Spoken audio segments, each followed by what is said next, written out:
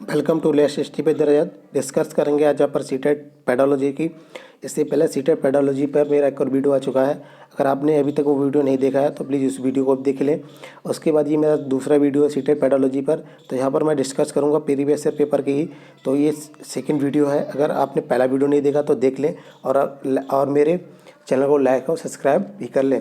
पहला क्वेश्चन देखते हैं। यहाँ पर पहला क्वेश्चन दे रखा है, सृजनात्मकता को डैश की अवधारणा से संबंधित माना जाता है, यानी कि creativity is thought to be related to the concept of. क्या वो क्रिस्टलाइज इंटेलिजेंस से रिलेटेड है, या कन्वर्जेंट थिंकिंग से रिलेटेड है, या डाइवर्जेंट थिंकिंग से रिलेटेड है, या फ्लूइड इंटेलिजेंस से रिलेटेड है। अब देखिएगा, क्रिएटिविटी यानी क्रिएटिविटी या सृजनात्मकता को आप क्या समझते हैं। सृजनात्मकता का मतलब होता है आपने कोई भी मॉडल खुद से ही बना रखा हो, यानी कि आपने किसी प्रीवियस मॉडल में या किसी प्रीवियस प्रोजेक्ट में कोई भी आपने मॉडिफिकेशन नहीं किया हो, यानी खुद से आपने उसको नया मॉडल को जन्म दिया हो, तो ये कहलाता है क्रिएटिविटी। और आप कहलाएंगे क्रिएटर, यानी कि आपको क्या है, स्वयं ही एक नया मॉडल बना के लोगों के सामने आपको नया मॉडल बना के प्रस्तुत करना पड़ेगा। तो ये कहलाता है क्रिएटिविटी। और क्रिएटिविटी थॉट कहाँ से आते हैं, जब तक आप सारी दिशाओं में यानी मल्टी डायरेक्शनल सोच नहीं होगी, आपकी डाइवर्जेंट थिंकिंग नहीं होगी, तब तक आप कभी भी क्रिएटर बन नहीं सकते। यानी कि आपको किसी भी मॉडल या प्रोजेक्ट के प्रेजेंट पास्ट फ्यूचर पे पूरा का पूरा ध्यान देना पड़ेगा। तभी आप क्या कर पाएंगे, उस मॉडल का सही तरीके से आपको प्रेजेंट पास्ट फ्यूचर सारा डिसाइड कर पाएंगे। यानी कि आपके विचारों को आना चाहिए कि अगर मैंने कोई कंपोनेंट यहाँ पे लगाया रखा है तो इसका क्या स्पेसिफाइड वर्क होगा, या मैंने ये कंपोनेंट यहाँ पे लगा दूँ तो इसका क्या स्पेसिफाइड वर्क होगा। तो ये सारी चीज़ें आपको पूर्ण तरीके से आनी चाहिए। इसके लिए क्या होता है, आपको डाइवर्जेंट थिंकिंग आपकी पूर्ण तरीके से होनी चाहिए। तो यहाँ पर देखिए राइट आंसर बनेगा क्या, विविध सोच।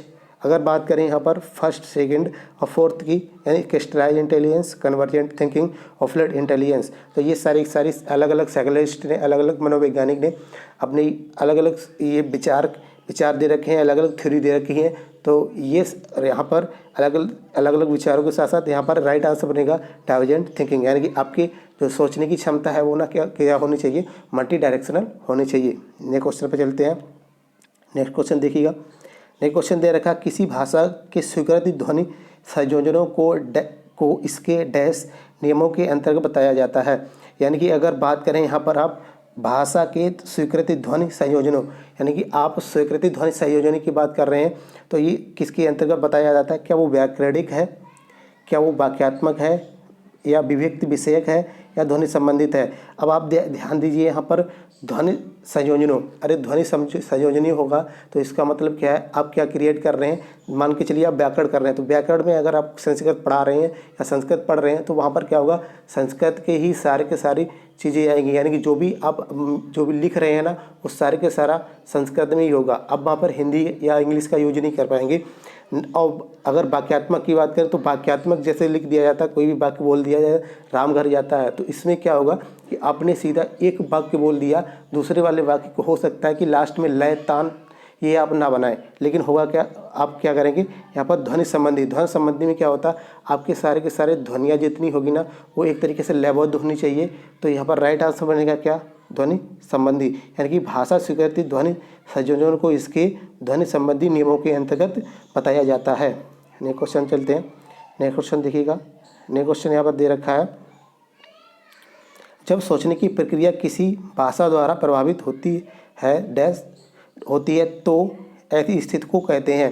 यानी कि भाषा आपकी क्या है, सोच किसके द्वारा प्रभावित हो रही है, भाषा द्वारा प्रभावित हो रही है, तो ऐसी स्थिति को क्या कहते हैं, क्या भाषा निर्धारित कहते हैं, संज्ञानात्मक पक्ष कहते हैं, सामाजिक भाषाई उद्धत कहते हैं, या संस्कृति प्रभावित कहते हैं। तो आप ध्यान रखिएगा, अगर आपकी कोई भी सोच किसी भाषा के द्वारा प्रभावित होती है, यानी किसी लैंग्वेज के द्वारा प्रभावित होती है, तो ये कहलाएगी भाषा निर्धारित, कि किसने इसको, आपकी सोच को किसने बदला, यानी आपकी किसी और डायरेक्शन में सोच थी और आपकी सोच को किसी और डायरेक्शन में ले जाने वाला है कौन, यहाँ पर कौन है, भाषा है। अगर भाषा है तो ये कहलाएगी भाषा निर्धारित सोच कहलाएगी। यानी कि यहाँ पर जब सोचने की प्रक्रिया को कौन इफेक्ट कर रहा है, भाषा कर रही है, तो भाषा निर्धारित राइट आंसर बनेगा। नेक्स्ट क्वेश्चन पर चलते हैं। नेक्स्ट क्वेश्चन देखिएगा। नेक्स्ट क्वेश्चन दे रखा है, अपने अनुभवों और लक्षणों के आधार पर उपकरणों में खराबी के कारण की परिकल्पना का परीक्षण कर रवि उपकरणों की मरम्मत करता है, वह उपयोग करता है। यानी कि यहाँ पर बात कर रखी है कि एक लड़का है जिसका नाम क्या है यहाँ पर रवि। रवि क्या कर रहा है, कोई उसका उपकरण ख़राब हो गया, उसने क्या किया, अपनी प्रीवियस नॉलेज का प्रयोग करके उस उपकरण को सही करने की कोशिश कर रहा है। अगर उपकरण को सही करने की कोशिश कर रहा है तो यहाँ पर वो किस नॉलेज का अपना यूज कर रहा है, यानी किस नॉलेज को वो यूज कर रहा है। तो यहाँ पर देखिए, क्या वो कलन विधि का कर रहा है, मानसिक दृढ़ता का कर रहा है, अनुमानिक विधि का कर रहा है या अंतर्दृष्टि का कर रहा है। अब देखिएगा, अगर वो पूर्ण तरीके से जानता होता, पूर्ण तरीके से उसको पता होता कि ये पार्ट यहाँ पर इसका ख़राब है, यानी किसी उपकरण का ये पार्ट यहाँ पर ख़राब है, तो वो डायरेक्ट क्या करता, उसी पार्ट पे चला जाता।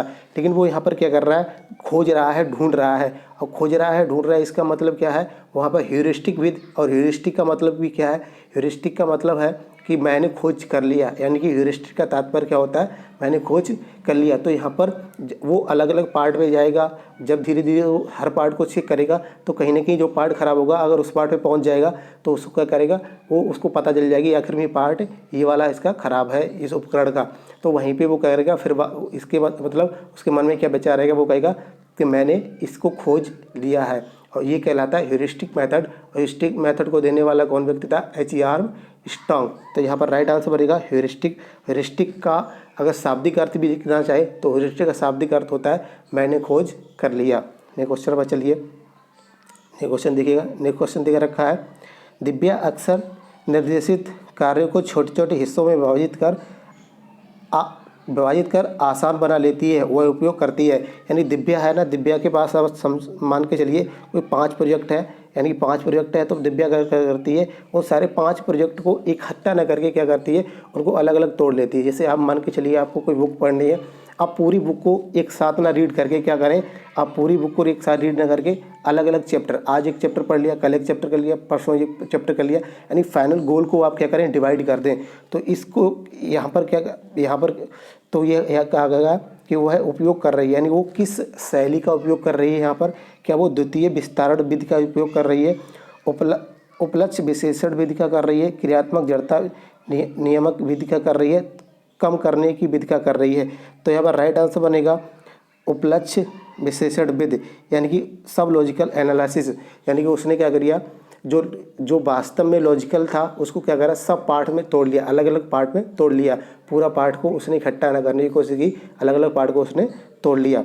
ठीक है, तो अगले क्वेश्चन पर चलते हैं। नेक्स्ट क्वेश्चन देखिएगा, नेक्स्ट क्वेश्चन दे रखा है यहाँ पर, पुरुष और महिला की भूमिका का निर्धारण समाज करता है। यहाँ पर कौन कर रहा है, समाज कर रहा है। पुरुष और महिला की भूमिका निर्धारण, एक कथन बताता है, पुरुष और महिला की भूमिकाओं का निर्धारण समाज करता है। ये कथन क्या बताता है, क्या लैंगिकता एक आनुवांशिक प्रक्रिया है, इसको बता रहा है। लैंगिकता एक अंतर्ज्ञानी अवतरण है, ये बता रहा है। या फिर लैंगिकता एक सामाजिक अवतरण है, ये बता रहा है। या लैंगिकता एक अंतर्निहित अवतरण है, ये बता रहा है। तो यहाँ पर राइट आंसर बनेगा लैंगिकता एक सामाजिक अवतरण है।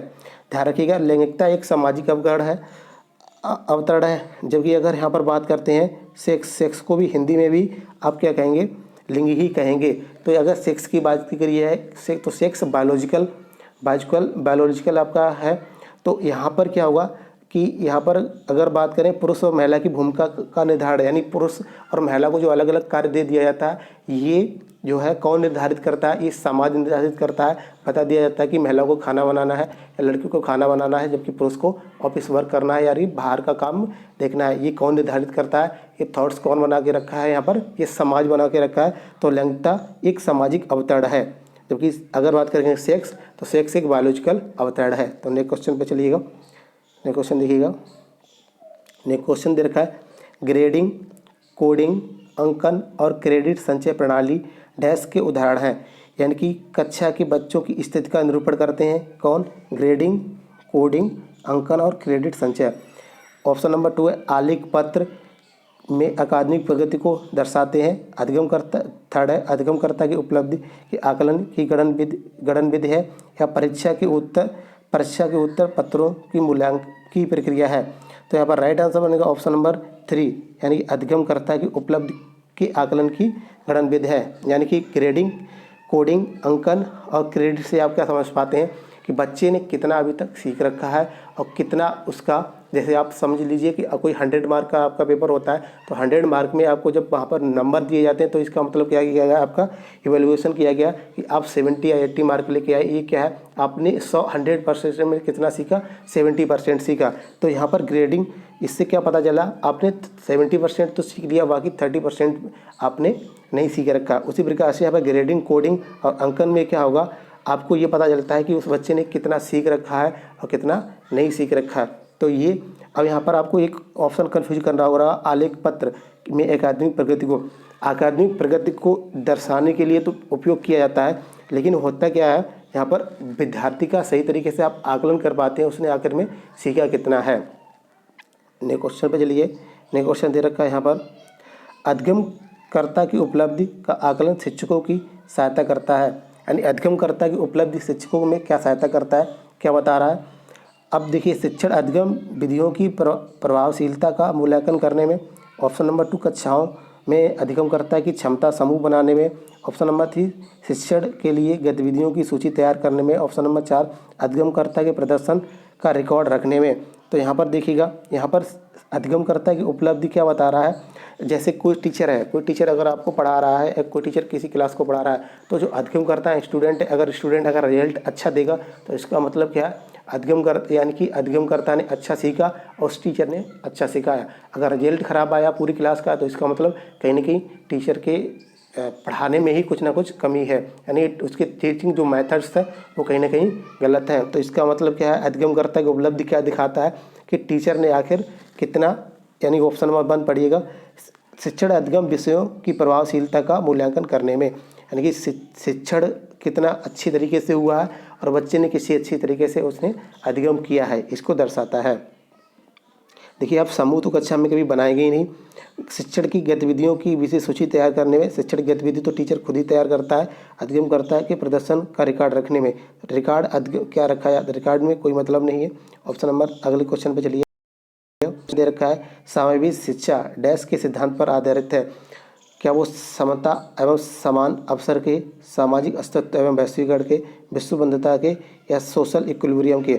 तो यहाँ पर देखिएगा, समावेशी शिक्षा आ जाता है। समावेशी शिक्षा आते ही आपके दिमाग में आना चाहिए समावेशी शिक्षा क्या होता है, जहाँ पर किसी भी बच्चे के, चाहे वो बच्चा कैसा, किसी भी फील्ड से हो, किसी भी एरिया से बिलोंग करता हो, चाहे वो बच्चा विकलांग हो, अपाहिज हो, चाहे किसी भी प्रकार के हैंडीकैप्ट हो, उसके साथ कोई भी भेदभाव नहीं किया जाता है। यानी कि होशियार हो, प्रखर बुद्धि का हो, हैंडीकैप्ट हो, इन सबको क्या है, एक ही प्लेटफॉर्म दिया जाता है, एक ही प्लेटफॉर्म पर लाकर सभी बच्चों को सिखाया जाता है। तो ये कहलाती है समावेशी शिक्षा, जिसमें कोई भेदभाव नहीं किया जाता है। तो ये किस सिद्धांत पर आधारित है, समता और समान अवसर, यानी कि आप इक्वलिटी एंड इक्वल अपॉर्चुनिटी देंगे किनको, बच्चों को। ये क्वेश्चन पर चलिएगा, नए क्वेश्चन देखिएगा। नए क्वेश्चन देखा रहा है, दिव्यांगजन अधिकार अधिनियम वर्ष डैश में लागू किया गया था। तो आप यहाँ पर ये तो सीधा फैक्चुअल है, 2016 में ये लागू किया गया था। नए क्वेश्चन पर चलते हैं। नए क्वेश्चन देखिएगा। नए क्वेश्चन दे रखा है, व्यक्तिगत विविधताओं वाले बच्चों को पढ़ाने के लिए ऐसे विद्यालय होने चाहिए जहाँ शिक्षक, यानी कि व्यक्तिगत भिन्नता, अलग जो बच्चों में व्यक्तिगत भिन्नताएं पाई जाती हैं। यानी कि आप समझ लीजिए, कोई बच्चा प्रखर बुद्धि का है, कोई मंद बुद्धि का है, और कोई जड़ बुद्धि का बालक है, और या कोई बच्चा विकलांग है, या कोई और उसको सुनने में दिक्कत है। तो इस सारी चीज़ों के लिए क्या है, पढ़ाने के लिए आप क्या करेंगे, पढ़ाने के लिए ऐसे विद्यालय होने चाहिए। किस प्रकार के विद्यालय होने चाहिए। ऑप्शन नंबर 1 दे रखा है, विविध अधिगम आवश्यकताओं के अनुसार विभिन्न शिक्षण अधिगम प्रविधियों के प्रयोग करने में प्रशिक्षित हो। यानी कि ऐसा टीचर होना चाहिए जिसको बहुत सारी विधियाँ आनी चाहिए, यानी कि जो स्पेशली तौर पे ट्रेंड किया गया हो इन्हीं को पढ़ाने के लिए। ऑप्शन नंबर 2, विशिष्ट व्यक्तिगत विविधताओं वाले बच्चों को पढ़ाने के लिए प्रशिक्षित हो। यानी कि आपको ट्रेनिंग अलग अलग तरीके जो बच्चे हैं उनको पढ़ाने के लिए आपको अलग से ट्रेनिंग दी जाए। अगला देखिएगा, ऑप्शन दे रखा है, बच्चों को समरूप अधिगमकर्ता बनाने में प्रशिक्षित हो। यानी कि समान अधिगम बनाने में, समरूप अधिगमकर्ता बनाने में प्रशिक्षित हो। ऑप्शन नंबर 4 दे रखा है, व्यक्तिगत विविधताओं के आधार पर वर्गीकृत की गई कक्षाओं के विभिन्न वर्गों को पढ़ा सके। यानी कि पहली चीज़, समावेशी शिक्षा के एनसीएफ के अंतर्गत 2009 के अंतर्गत ये कहा गया कि आप क्लास को अलग अलग बांट नहीं सकते हैं। पहले चीज़ तो ऑप्शन नंबर 4 तो बाहर चला गया। अब आप देखिएगा तो यहाँ पर क्या होना चाहिए, अगर आप व्यक्तिगत विविधताओं वाले बच्चों को पढ़ा रहे हैं तो आपके पास किस प्रकार की नॉलेज होनी चाहिए, आपको हर प्रकार के बच्चों को डील करना आना चाहिए। यानी कि आपको क्या होना चाहिए, विविध अधिगम होना चाहिए, आवश्यकताओं के अनुसार विभिन्न शिक्षण अधिगम प्रविधियों के प्रयोग करने में, यानी कि जितनी भी विधियां हो सकती हैं, जिस विषय बच्चा समझ सकता है वो सारी की सारी विधियां आपको आनी चाहिए। नए क्वेश्चन पे बढ़िएगा। नए क्वेश्चन दे रखा है, निःशुल्क एवं अनिवार्य बाल शिक्षा अधिनियम 2009 दिव्यांग बच्चे की निःशुल्क शिक्षा के अधिकारों को सुनिश्चित करता है। यानी कि जो आपका RTE 2009 दे रखा है, उसमें अगर कोई बच्चा दिव्यांग है, विकलांग है, दिव्यांग है, तो उसको यहाँ पर क्या दे रखा है, उसकी आयु कितनी वर्ष तक उसको छूट दे रखी है निःशुल्क शिक्षा के लिए। क्या 3 से 18 वर्ष है, कि 6 से 14 वर्ष है, 6 से 22 वर्ष है, या 6 से 18 वर्ष है। तो ध्यान रखिएगा, अगर कोई बच्चा विकलांग है तो उसको 6 से 18 वर्ष तक के लिए छूट दे रखी है। और अगर हम बात करें सामान्य वाले की, तो सामान्य वाले को 6 से 14 वर्ष तक की छूट दे रखी है। ये RTE में RTE 2009 भी बाद में ऐड किया गया है, और आपकी ये अनुच्छेद 21A इसी चीज़ को डिफाइन करता है। नए क्वेश्चन पर चलते हैं। नए क्वेश्चन देखिएगा।